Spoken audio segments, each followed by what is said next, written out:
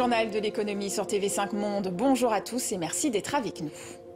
La plus grande usine d'iPhone au ralenti en Chine. Après plusieurs cas de Covid, les autorités ont confiné une large zone économique autour de l'aéroport de Zhengzhou, dans l'est du pays, où se trouve le site de production de la marque à la pomme. Il peut continuer à fonctionner, mais en boucle fermée, avec des ouvriers vivant sur leur lieu de travail. Des vidéos de salariés cherchant à fuir l'usine ont circulé ces derniers jours sur les réseaux sociaux. Et pour tenter de les motiver à rester, le sous-traitant Foxconn, qui gère ce site, a annoncé des primes assez conséquentes. Mais cette politique zéro Covid va à terme profiter à l'Inde. À l'heure actuelle, seuls 5% des iPhone 14 y sont produits, mais Apple envisage de faire monter cette part à 25% d'ici à 2025.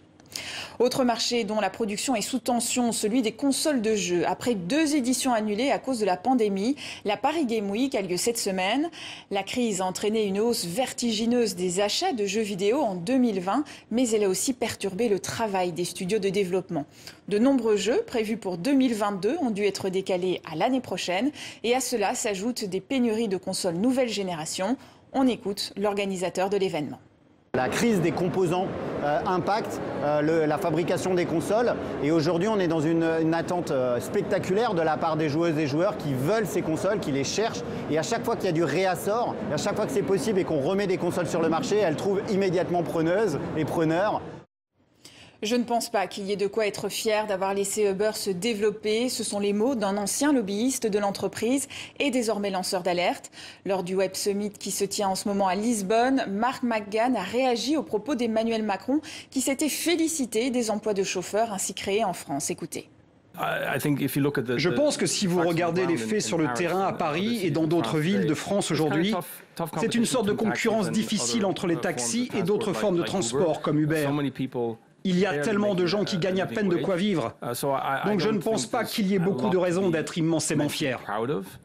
Ce lanceur d'alerte dénonce également les dizaines de millions de dollars dépensés par Uber pour faire du lobbying et affaiblir la directive européenne sur le travail des plateformes, actuellement en négociation à Bruxelles. La Fed a annoncé mercredi une hausse de ses taux d'intérêt de 75 points de base pour la 4e fois consécutive.